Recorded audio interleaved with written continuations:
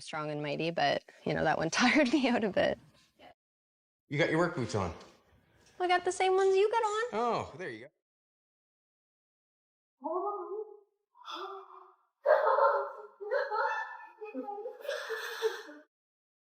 The night everything shattered did not arrive with sirens or headlines.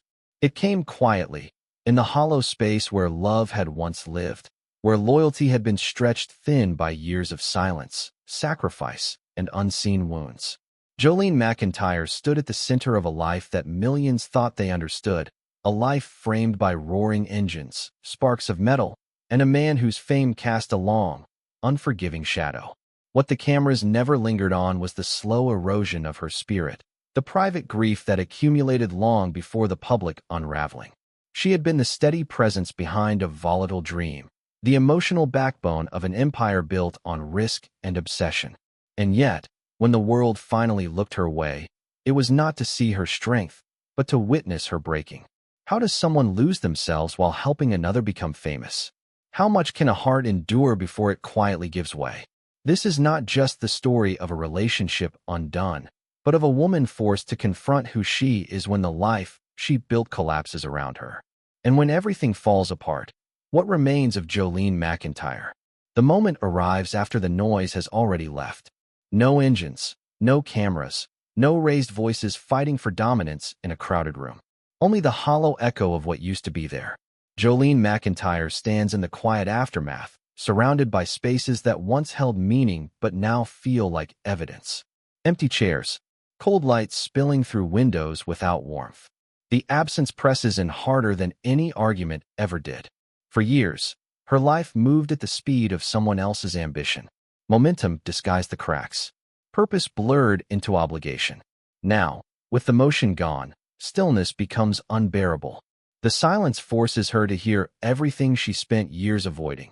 The questions she swallowed, the needs she postponed, the version of herself that slowly disappeared while she was busy holding everything together. Publicly, the fracture looks sudden. A clean break, easily summarized, easily judged. Privately, it feels ancient. Jolene replays moments that once felt insignificant, glances that lingered too long on indifference, conversations that ended without resolution, nights where exhaustion replaced intimacy. She wonders when devotion quietly turned into erasure, when love stopped being mutual and became maintenance. Her body remembers what her mind struggles to accept: tightness in her chest, a heaviness behind the eyes that never fully releases. Even alone, she carries herself carefully, as if still being watched. The world has opinions now, narratives that flatten years of complexity into spectacle. But none of them touch the real wound.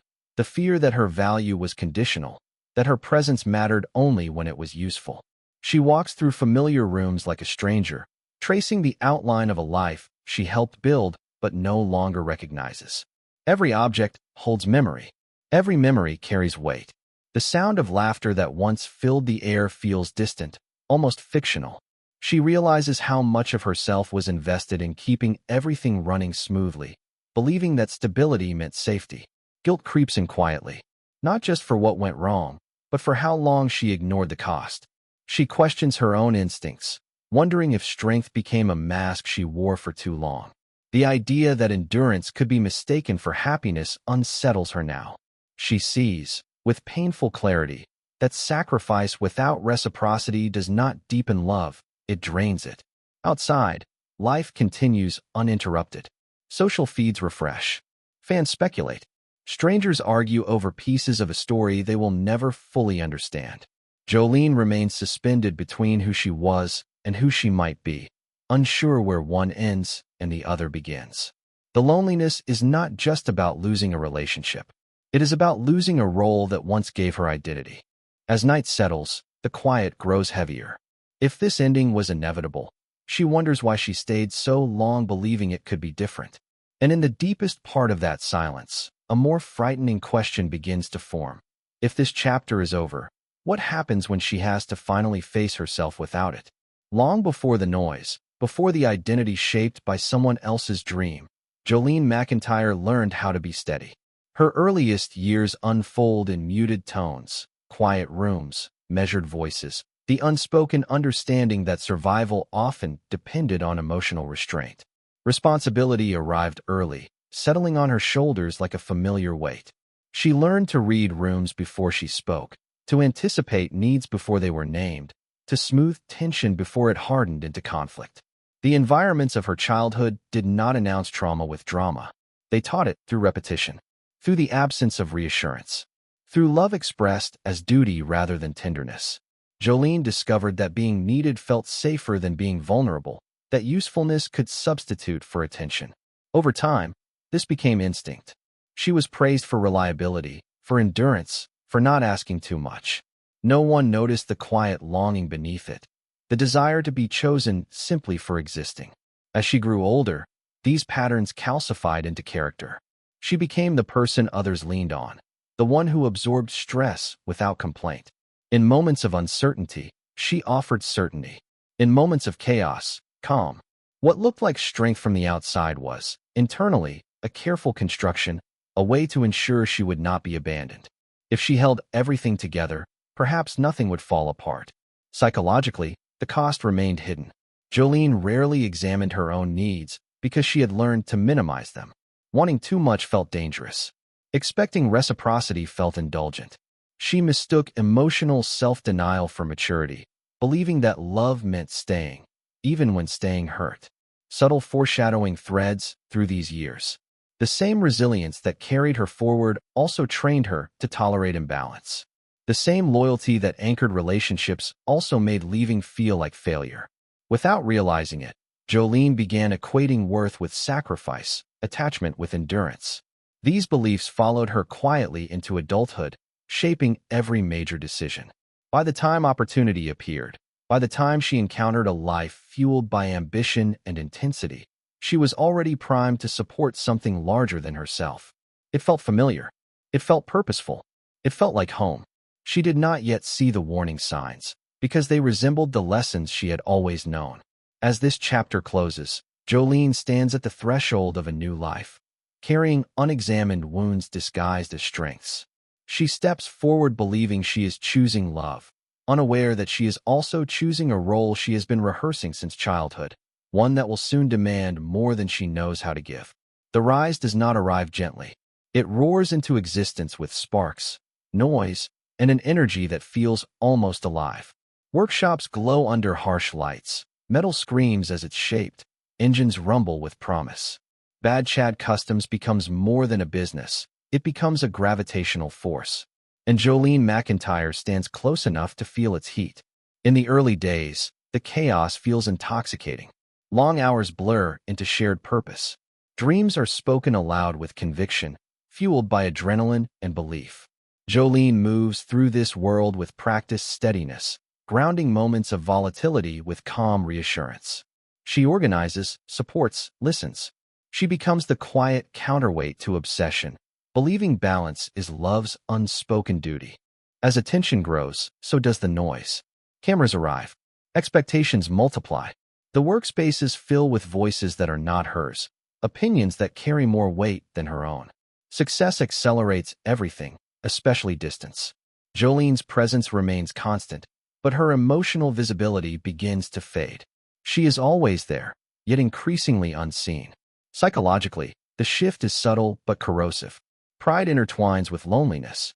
She celebrates milestones while privately mourning what they replace. Shared time, emotional closeness, the simple intimacy of being prioritized. Conversations become transactional, focused on logistics rather than connection.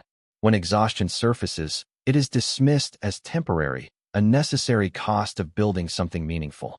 The world sees a partnership thriving in motion.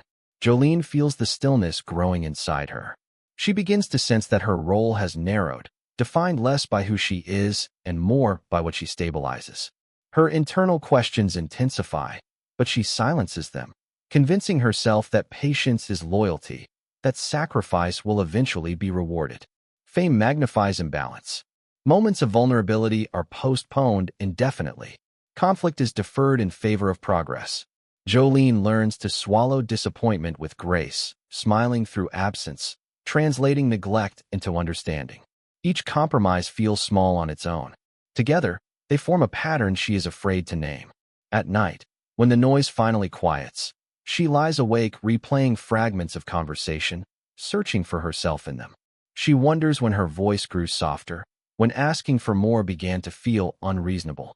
The realization unsettles her. She is everywhere in this success, yet nowhere within it. Visually, the contrast sharpens. Bright lights and public applause clash with private silence. Crowded rooms feel isolating. Jolene stands just outside the fire, close enough to be warmed, far enough to be overlooked.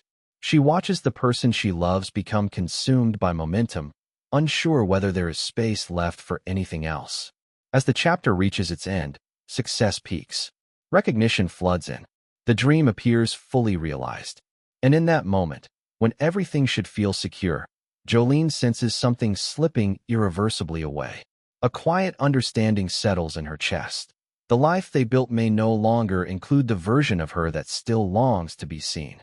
The fire burns brighter than ever, and she must decide whether standing beside it is slowly costing her everything. The pressure does not arrive all at once.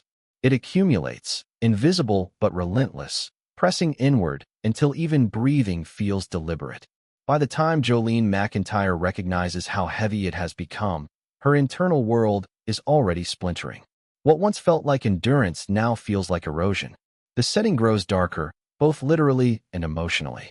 Late nights stretch longer. Conversations shorten, sharpen. Silences become charged, no longer restful but tense, filled with everything left unsaid. Jolene moves through her days with a practiced composure that hides a growing sense of panic. She feels herself shrinking, adapting, adjusting, always adjusting, until she is no longer sure where her own boundaries once were. Psychologically, the conflict intensifies. She oscillates between hope and resignation, between the belief that things can still be repaired and the creeping realization that repair requires mutual effort. Each attempt to express pain feels risky. Each unmet need confirms a quiet fear she has carried for years, that asking for more might result in losing everything. Exhaustion seeps into her body. It shows in her posture, the way her shoulders round inward, the way her eyes linger on the floor during conversations meant to reassure. She begins questioning her own perceptions, wondering if she is overreacting, if her loneliness is a personal failing rather than a signal. This self-doubt becomes a prison, locking her into silence just when she most needs to speak. The imbalance is no longer subtle. Emotional labor flows in one direction. Jolene absorbs tension, deflects conflict, smooths over fractures that are no longer superficial. She tells herself she is being patient, but patience has quietly transformed into self-abandonment.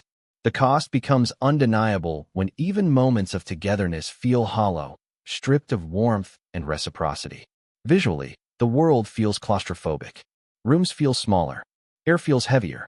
The noise of success, phones buzzing, schedules filling, demands multiplying, crowds out any space for repair. Jolene feels trapped between loyalty and survival, between the life she built and the self she is losing within it. When the breaking point arrives, it is not explosive. There is no dramatic confrontation, no singular moment that changes everything. Instead, there is a slow, devastating clarity. A realization that love cannot survive on endurance alone. That staying has become more damaging than leaving. That waiting for change has only prolonged the hurt. Guilt floods in immediately. Guilt for contemplating an ending. Guilt for not being enough. Guilt for giving so much and still feeling empty.